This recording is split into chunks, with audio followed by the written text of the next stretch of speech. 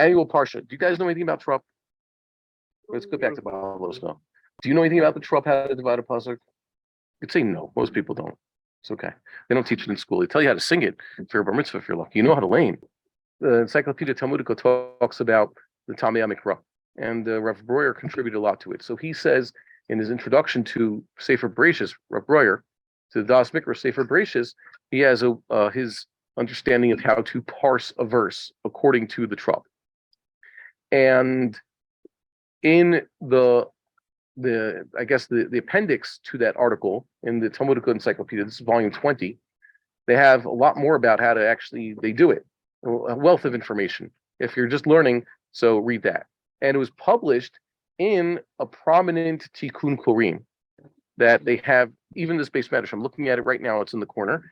And I remember, I remember discovering this encyclopedia entry in that tikkun when I first saw it in Brooklyn in one of those Syrian shuls in South Central Brooklyn. Now they have a lot of Halabi shuls in Brooklyn. So I was there with my friends for a Shabbaton back in, I guess, 2003. So that's when I found this entry in the encyclopedia. I was very happy to see it. That's the first time I actually read about the science of the Trop. And I remember this very well because this is actually subject to dispute. And that is, everybody knows that when you have an ethnachta, the wishbone underneath a word in the verse, that basically is the halfway point of the pasuk. It divides the pasuk into two ideas. The point of contention is, what about munach segol? A segol is those three dots. Instead of when it's under a letter, it's a vowel. It makes the S sound or A sound if you're Yemenite. And above a word, it's a mafsik. It's a stopping point. So most of the tikkunim and medaktikim will tell you that the segol is a special form of zakef. It's on the same level as zakef. They call it a melech. Zakef is the two dots on top of a word. It looks like a cheval on top of a word. That's a major stop, but it's less than an ethnach or an ethnachta. That's one approach. But they don't answer. And by the way, and its subjunctive stops are on a lower level. They normally say that they divide the stops into emperors, kings, and I guess viceroys. So there are viceroy type stops before the segol, indicating that the segol is on the level of a king and not an emperor. Emperor has kings behind him, and kings have viceroys behind him. And the segol behaves like a king based on looking at his the ones subjunctive to him. Fine. You understand what I'm saying? No, emperor is king of kings. Right? That's where it came from, yeah. So what happens? According to this entry in the Talmudic Encyclopedia, and this actually makes a lot of sense, a segol actually, it always occurs before an ethnachta in the pasuk. The second half of the pasuk never has an ethnachta, and the segol is always in a long verse. You know what it means? It's because when you have a verse that is so long and has three major ideas or 3 points where you could divide it up, generally, it's the first ethnachta. That's how it goes. And I like that. Basically divides into thirds. I used to be given the opportunity to teach this in chapels. So the main thing we were supposed to do is teach, binyanim and all that. But this is one of the things I did about once a week. Showed guys how to parse a pasuk. And I used to say that, generally speaking, a pasuk has half time. It's like a sports game, like an American sport, real sports. I don't know how foreign sports work. Okay, and not baseball because baseball is not on time. So if you take American football or basketball, which are the two greatest of the real sports out there, they have halftime and then divide into quarters. So you can find that in the pasuk. You put the esnachta, that's the halftime of the pasuk, and also each half is subdivided usually. And sometimes you have a short pasuk that's just divided. Really short ones have an intermission, a little bit of a tipcha, and that's it. Some have esnachta, but there's no quarters. I think a college basketball game just has 2 halves, right? Okay, so that's a case. If you don't have any zakefs between the esnachta and the beginning of the pasuk and after the pasuk, after the esnachta, you just have 2 halves. And sometimes you have a pasuk that is divided into thirds, like what? A hockey game. A hockey game has 3 periods with 2 intermissions. That's what the segol and esnachta does. And by the way, if you look through this, you will see this. Okay? I'm pretty convinced of this. And that's the way I teach it, and it seems to make a lot of sense. Now, why is this important to know? This is the first rule of parsing a pasuk. know where the Esnachta is. The vast majority of verses in the 21 books of the Bible that use this system have an Esnachta. There are many that do not. Since you have a whole string of verses that are really short, so they don't have Esnachtas. Where Bamidbar began with it. You have 11 psukim right there in the first parsha, or usually. Vaydaber Hashem Moshe Limor doesn't have an Esnachta. Or Vayomer Hashem Moshe Limor. So the names of all the Nesiim, Limatei Menashe, well, actually that's the one that's an exception, because Limatei Yosef, and that says Limatei Menashe, Esnachta. But all the other tribes have a short verse. But assuming you have an Esnachta, that's the halfway point. And if you have a Segol, that's the end of the first period, and the Esnachta is the end of the second period, like a hockey game. That's how you divide it up. I say this because it's very important. Learn this yourself, because you'll be able to find clues about how to read the verse. If you know how to divide the pasuk into its individual pieces, you will understand what it's saying. There is a reason the tradition held on to these Te'amim. Now, one of the things I stumbled upon Sunday was actually quite amazing. This is in the fourth Aliyah. They're going to read according at least to the annual cycle, because we read the 3-year cycle, right? So trying to restart that. Yeah. Start somewhere. They're celebrating in Katsrin this year. They will celebrate the end of the 3-year cycle. Can't believe it's been 3 years. Really? Did they start with Bereshis? Yeah, that's what I'm thinking. Wait, it wasn't 3 years. Yeah, I don't recall. I remember talking about Shmos. I remember the Siman Vayikra. I remember talking about Vayikra, and we make mention of Devarim now, but we haven't. Yeah, I guess it's kind of strange. But they're doing it this summer.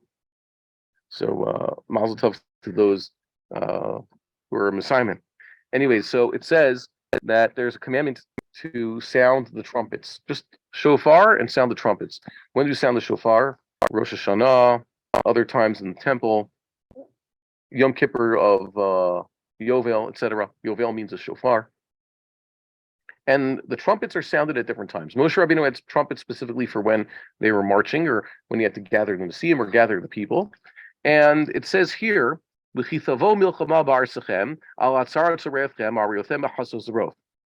first half of Pasuk.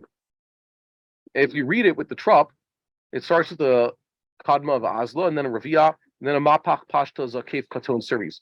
I'll read it like we read in Shul. So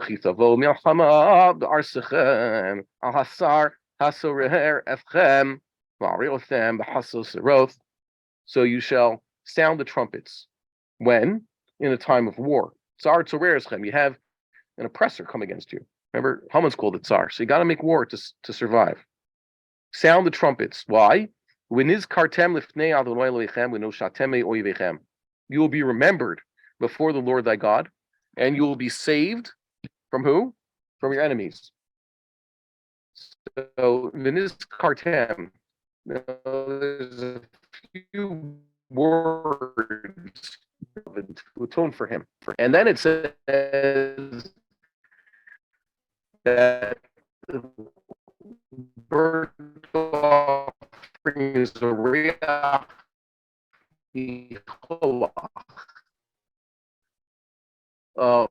fragrant smell, which we're going to see, by the way, in the Rambam. There's actually an afkamin about fragrant smell, but at least in the beginning of the Torah, it says that Noah offered sacrifice. It says, "Vayara Hashem et reach hanicholah." God literally, it says, smelled the pleasant aroma. Onkelos translated, it means God accepted his sacrifice with favor. So we have another thing, zikaron and other expressions, and l'ratzot mean that God accepts what has been offered through prayer and through sacrifice. And it shall be a memorial for you before your God. I'm the Lord thy God. Remember, here it says, not Vinis Kartem, but they shall be a zikaron for you. Zikaron in this case, like we said, entire circumstance leading up to the sounding of the shofar was on one half of the Esnachta and not really subdivided by any great Trop. It says when war comes and you're being troubled by some adversary, then sound the shofar. And the result is on the other half of the Esnachta. But in this case, it could have said before Uthkatem B'Chaso Seroth, which has a Raviyah, you could have put Rashechot Shechem, a Kadma V'Azla over here, and Uvyom Simchatchem U'Adechem, a Mercha Lisha Gedola. Why? In order to fit the previous verse. It means here's the situation and what you do. In the situation of war, you sound the shofar a certain way, and the result is God accepting with favor. But in this verse, instead, it first introduces these holidays, day of celebration, and appointed times, holidays, including Chol Moed and Rosh Chodesh. And then the next part says, you sound the shofar when you bring your korban, your burnt offerings and your peace offerings. And then the result is that, technically speaking, you could get the result of these will be a memorial for you before your God, even if you do not have that middle part. The first two periods, the first 2/3 of the verse are modified by the last one. Or as they say in yeshivish English, this last part of the verse, the last third, is going on the first two equally. Which means you could have a situation whereby we celebrate a Yom Simcha, which, by the way, he said, Ibn Ezra says, what's Yom Simcha? Yom Ha'atzmaut and Yom Yerushalayim. That's Ibn Ezra, which I sent it to everybody, right? He just didn't call it by those names, but he describes it as such. Ibn Ezra says, you have days where you establish, just like, Purim and Hanukkah, if the Jewish people ever have a situation where they're all in Gullus and then they come back and they celebrate coming back from Gullus and having their own, Eretz Yisrael back, because they're supposed to make a holiday and do this. Or if they have a big, they beat all their enemies in a war, they're supposed to do such a thing. Yeah, that's Ibn Ezra. What a Tzioni. Anyways, so you read this over here, it means that you have this potential that even at the holidays, you observe them, you observe your Rosh Chodesh properly, in the absence of a temple service, these sacrifices, Oloth and Shlamim, with the sounding of the trumpets, then that could still be accepted by God. That's what it means. And you know who says such a thing, by the way, who explains the verse this way, points this out? The Netziv. They can say the Netziv is an Achroni. He was writing this in the 19th century. But still, that's the type of thing you could discover if you know how to read the Trope right. That's what's alluded to here. So I really enjoyed discovering that. First, I was reading it. I came and told my chavrusa. I said, that's what this means.